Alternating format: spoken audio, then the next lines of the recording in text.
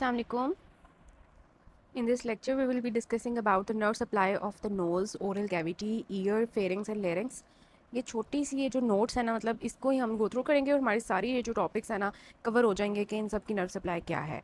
So first of all इसके head and neck की जितनी भी सेंसेशंस हैं वो हमने बात की थी कि वो सिर्फ 3 क्रेनियल नर्व्स जो होती है ना मेन होती हैं हेड एंड नेक की, जो हमने बहुत ही दफ़ा डिटेल में देखी हैं कि ट्राइजेमिनल होती है नर्व जिसने हमारी हेड एंड नेक की pain, touch, temperature, general sensations लेके जानी होती हैं. फेशियल नर्व होती है जिसने हमारी बेसिकली टेस्ट और पैरासिम्पैथेटिक सिक्रीटो मोटर फाइबर्स का कंट्रोल रखना होता है. और ग्लॉसोफ्रेंजियल होती है जिसने अगेन टेस्ट का और पोस्टीरियर टंग एंड फेरिंग्स की सेंसेशंस को देखना होता है. वेगस नर्व है जो कि लैरिंक्स, लोअर फेरिंग्स, विजरा उन सब में इन्वॉल्व होती है. और हाइपोग्लॉसल है जो टंग की मूवमेंट्स वगैरह के लिए, मोटर सप्लाई के लिए हेल्पफुल होती है. तो ये मेन क्रेनियल नर्व्स हैं. 3 हैं इसमें बेसिकली, लेकिन बाकी भी हैं trigeminal, facial, glossopharyngeal, vagus and hypoglossal. तो सबसे पहले हम नेज़ल कैविटी की बात करते हैं कि फ़र्स्ट ऑफ ऑल कि हमारी जो नाक है उससे हमने सूंघना होता है ना, स्मेल करना होता है. तो उसके लिए हमने देखी थी कि ओल्फैक्टरी नर्व होती है जो स्पेशल सेंसरी नर्व होती है. होता क्या है, नेज़ल म्यूकोज़ा में स्मेल के रिसेप्टर्स होते हैं. उनसे जो है वो रिसेप्टर्स जब उनके पास कोई भी स्मेल आती है तो वो फील करते हैं उसको. फिर ओल्फैक्टरी नर्व फाइबर से क्रिब्रिफॉर्म प्लेट ऑफ एथमॉइड में ले जाते हैं और फिर वहाँ से ओल्फैक्टरी बल्ब में सिग्नल्स जाते हैं और फिर वहाँ से ब्रेन में चले जाते हैं. और अगर हमारी क्रिब्रिफॉर्म प्लेट का फ्रैक्चर हो जाए तो ये ओल्फैक्टरी नर्व जो है वो डैमेज हो सकती है, जिसकी वजह से पेशेंट को स्मेल नहीं आती, जिसको हम कहते हैं एनोज़मिया, लॉस ऑफ स्मेल.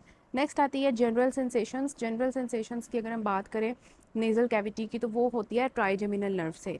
समझ लें कि घर है, ठीक है, और उसकी छत है और फ्लोर है. तो रूफ जो है ना वो इसकी ऑफ्थेल्मिक होती है ऊपर, और नीचे जो है ना मैक्सिलरी होती है. तो अगर हम बात करें ओवरऑल तो हमारी जो नोज़ होती है, नेज़ल कैविटी होती है ना, उसका इंटीरियर सुपीरियर पार्ट होता है और पोस्ट्रो इन्फीरियर पार्ट होता है. जो इंटीरियर सुपीरियर पार्ट है ना नोज़ का, जो आगे ऊपर ऊपर है, उसको ऑफ्थेल्मिक डिवीजन जो है उसकी सेंस लेती है, जिसमें इंटीरियर एथमॉइडल नर्व और इंटरनल नेज़ल ब्रांचेस हैं. हमने ये भी डिस्कस किया था जब हमने डिस्कस की थी ना नेज़ोसीलियरी नर्व, अगर आपको याद हो तो नेज़ोसीलियरी नर्व जो थी उसकी ये ब्रांच है इंटीरियर एथमॉइडल नर्व, और उसमें हमने बात की थी कि वो नाक के साथ उसका एसोसिएशन होता है. और इंटरनल नेज़ल ब्रांचेस होती हैं इसकी, जो इंटीरियर सुपीरियर जो होती है ना वहाँ से सिग्नल्स लेके जाती है. और अगर हम पोस्टरो इन्फीरियर पार्ट की बात करेंगे ना नेज़ल कैविटी की, तो उसकी मैक्सिलरी नर्व होती है. और इसकी आगे से मैक्सिलरी नर्व की नेज़ोपैलेटाइन ब्रांच होती है. Postero superior, posterior superior, lateral nasal nerves होती हैं और ग्रेटर पैलेटाइन नर्व्स होती है. तो ये नर्व्स आपने याद रखनी है, खुद ही याद करने वाली बात है. तो क्विक मेमोरी क्या है, स्मेल किसने लेके जानी है, ओल्फैक्टरी नर्व ने. नेज़ल कैविटी की सेंसेशंस किसने लेनी है, ट्राइजेमिनल नर्व ने. अपर एंटीरियर सुपीरियर पार्ट V1 ने और लोअर पार्ट V2.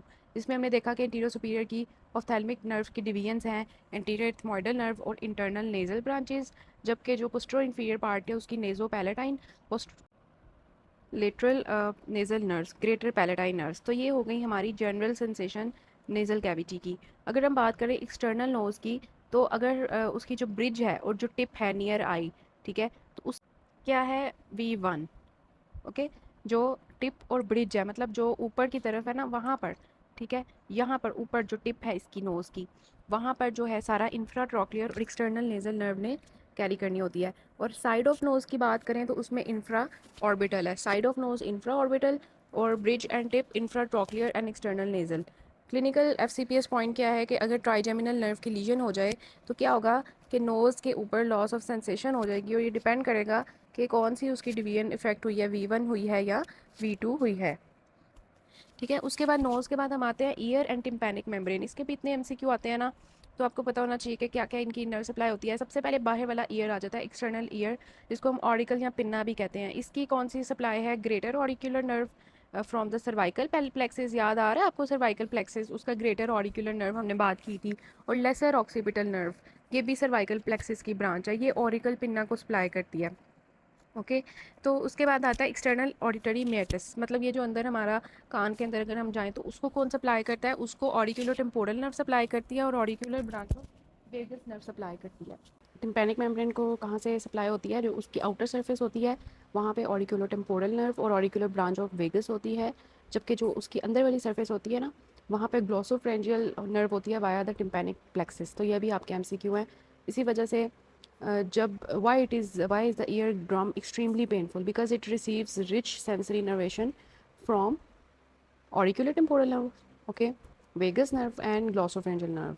इतनी ज़्यादा नर्व्स होती हैं, तो इस वजह से इसका कोई भी मसला होना तो बहुत ज़्यादा पेन होती है। ऑरिकुलर टेम्पोरल नर्व कौन सी किसकी ब्रांच थी? Mandibular branch of trigeminal nerve. Auricular branch of vagus है और ग्लॉसोफ्रेंजियल नर्व है, मतलब इसको fifth, ninth and tenth nerves जो हैं वो सप्लाई करी हैं। अब देखिए नर्व सप्लाई आपको खुद ही याद करने पड़ेंगे एमसीक्यू के लिए। नेक्स्ट हम ईयर के बाद आते हैं ओरल कैविटी पे। तो ईयर एंड टिम्पैनिक मेम्ब्रेन की समझ आई है कि बाहर ऑरिकुलर पे क्या है? Greater auricular nerve and lesser occipital nerve. अंदर जाएँ तो auricular temporal nerve, auricular branch of vagus, वही जो है टिम्पैनिक मेम्ब्रेन के आउटर सरफेस को सप्लाई कर रही होती हैं। और इनर सरफेस की बात करें तो वहाँ पर ग्लॉसोफ्रेंजियल होता है। Next is oral cavity. Oral cavity की बात करें सबसे पहले आ जाती है रूफ ऑफ माउथ, जिसको पैलेट कहते हैं। वहाँ पे मेन होती है maxillary nerve which is a branch of trigeminal nerve. अब हमारा जो पैलेट होता है वो दो तरह का होता है, सॉफ्ट पैलेट, हार्ड पैलेट। पहले आता है हार्ड पैलेट, तो उसको सप्लाई करती है greater palatine nerve, and anterior hard palate को सप्लाई करती है नेज़ो पैलेटाइन नर्व। इस तरह से याद करें कि नाक जो है ना वो पैलेट के साथ है, तो नेज़ो पैलेटाइन नर्व और इसके अलावा ग्रेटर पैलेटाइन नर्व जो है वो हार्ड पैलेट को सप्लाई करती है। क्योंकि हार्ड पैलेट जो है ना वो समझ लिए बड़ा है, और इस वजह से उसको ग्रेटर पैलेटाइन नर्व सप्लाई करती है, और सॉफ्ट पैलेट जो है उसको लेसर पैलेटाइन नर्व सप्लाई करती है। प्लस इसको ग्लॉसोफ्रेंजियल से भी कंट्रीब्यूशन मिलती है। तो इजी रूल क्या है? Hard palate is supplied by greater palatine and soft palate is supplied by lesser palatine nerve. Next आता है रूफ के बाद floor of mouth. Floor of mouth पे क्या होता है? ज़ुबान होती है हमारी, तो उसकी जो हमने बात बहुत दफ़ा कर लिया कि इंटीरियर टू थर्ड्स है ना, वहाँ पर इंटीरियर टू थर्ड्स पे फेशियल नर्व है, उसकी कॉर्डा टिम्पैनाई ब्रांच है जो टेस्ट फाइबर्स लेके जाती है, और बाकी जितनी भी सेंसेशंस होती हैं वो लिंगुअल नर्व लेके जाती है। कभी भी आपके एमसीक्यू गलत नहीं होने चाहिए इसके बाद, जितनी दफ़ा हमने रिवाइज कर लिया है। फिर चीक की बात करें तो चीक की जो सेंसरी है वो बकल नर्व होती है which is a branch of trigeminal mandibular division. तो buccal nerve which is a branch, buccal nerve is not buccal branch of facial nerve. Buccal nerve sensory है, और बकल ब्रांच जो है ना फेशियल नर्व की वो मोटर है, buccinator को सप्लाई करती है। तो ये हमारी हो गई ओरल कैविटी की। Next is tongue. टंग की नर्व सप्लाई क्या है? टंग की वही बात है, इंटीरियर टू थर्ड्स की लिंगुअल नर्व जनरल सेंसेशन और टेस्ट की कॉर्डा टिम्पैनाई, और पोस्टीरियर वन थर्ड की क्या? ग्लॉसोफ्रेंजियल है। और ये भी याद रखना है जो पोस्टीरियर है ना टेस्ट वो बिटर का होता है, ग्लॉसोफ्रेंजियल बिटर टेस्ट लेके जाती है, ये भी एमसीक्यू है आपका। फिर मोटर सप्लाई टंग की बात करें वो आपको ऑलरेडी पता है कि हाइपोग्लॉसल नर्व सारे टंग मसल्स को सप्लाई करती है एक्सेप्ट पैलेटोग्लॉसस। पैलेटोग्लॉसस जो मसल है उसको वेगस नर्व सप्लाई करती है वाया द फेरेंजियल प्लेक्सिस। बाकी जितने भी हमारे टंग के मसल्स हैं उनको हाइपोग्लॉसल नर्व जो है वो सप्लाई कर रही होती है। नेक्स्ट इज सैलिवरी ग्लैंड्स की क्या है? नेक्स्ट हम बात करते हैं सैलिवरी ग्लैंड्स जो होते हैं उनकी क्या नर्व सप्लाई है। तो first is a parotid gland, और हमने बहुत दफ़ा बात कर लिया कि पेरोटिड ग्लैंड जो होती है उसको ग्लॉसोफ्रेंजियल नर्व सप्लाई करती है। किस तरह से? कि ग्लॉसोफ्रेंजियल नर्व जो है टिम्पैनिक नर्व देती है, जिससे निकलती है lesser petrosal. Lesser petrosal otic ganglion में जाता है, जहाँ से निकलती है ऑरिकुलो टेम्पोरल, और वो हमारे पेरोटिड ग्लैंड को सप्लाई कर देती है। मतलब ये कि ट्राइजेमिनल नर्व की जो ऑरिकुलो टेम्पोरल नर्व है वो यहाँ पे यूज़ करेगी ग्लॉसोफ्रेंजियल, ताकि वो पेरोटिड ग्लैंड को सप्लाई कर दे।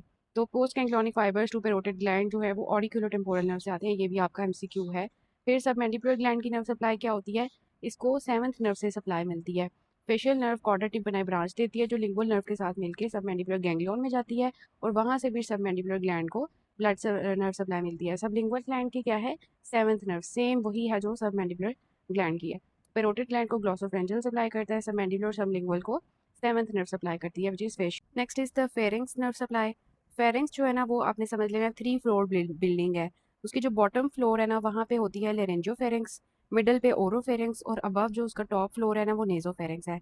तो जो आपका होता है ना उसका बॉटम, वहाँ पे होती है वेगस नर्व, ओके। और जो मिडल फ्लोर होता है वहाँ पे ओरोफेरिंग्स पे होती है ग्लॉसोफ्रेंजियल, और उसके ऊपर जो नेजोफेरिंग्स है उसको मैक्सिलरी सप्लाई करती है। तो मैक्सिलरी सबसे ऊपर, फिर ग्लॉसोफ्रेंजियल और फिर वेगस। तो ये हमें समझ आ गई कि फेरिंग्स को किस तरह से सप्लाई मिल रही है। Next is the larynx. Larynx को किस तरह से मिलती है? सेंसरी सप्लाई की अगर बात करें तो इसकी वोकल कॉर्ड से ऊपर इंटरनल लेरेंजियल नर्व होती है, और वोकल कॉर्ड से नीचे रिकरेंट लेरेंजियल नर्व होती है, जिसको हम इंफीरियर लेरेंजियल नर्व भी कहते हैं। अगर आपसे कोई पूछता है कि एमसीक्यू में कोई कफ रिफ्लेक्स एब्सेंट हो गई है, तो आपने बताना है कि इंटरनल लेरेंजियल नर्व की लीजन है, जो कि अबव वोकल कॉर्ड सेंसेशन लेके जाती है। और अगर इंटरनल लेरेंजियल नर्व की ऑप्शन नहीं है तो फिर आप वेगस नर्व को सिलेक्ट करेंगे, ठीक है, क्योंकि ये उसकी ब्रांचेज हैं। इंटरनल लेरेंजियल नर्व आपने नहीं बोलना, above vocal cord internal, below recurrent, जिसको हम इंफीरियर लेरेंजियल नर्व भी कहते हैं।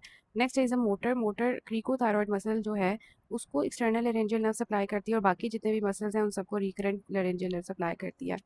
तो ये आपने हमेशा याद रखना है। MCQs के लिए। Next is the nerve supply of the trachea. Trachea की जो सेंसरी सप्लाई है वो वेगल ब्रांचेस से आती है और रिकरेंट लेरेंजियल नर्व जो है उसकी ब्रांच जो है उससे आती है सेंसरी सप्लाई। ओके, तो ये आपने टेबल जो है रिवाइज़ कर लेना, इसमें आपकी सारी ब्रांचेस जो हैं, सारी नर्व सप्लाई जो है वो रिवाइज़ हो जाएगी।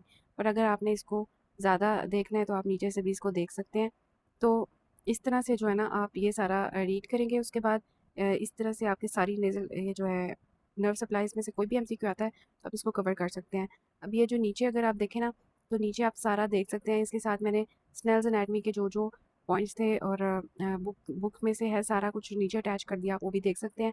इसके MCQs मैं अब आपके साथ ग्रुप में शेयर करती हूँ, आप सॉल्व करें और देखें कि पास में से कौन से MCQs आए हुए हैं और नर्व सप्लाईज से रिलेटेड कितने इंपॉर्टेंट MCQs हैं। So this is about the topic.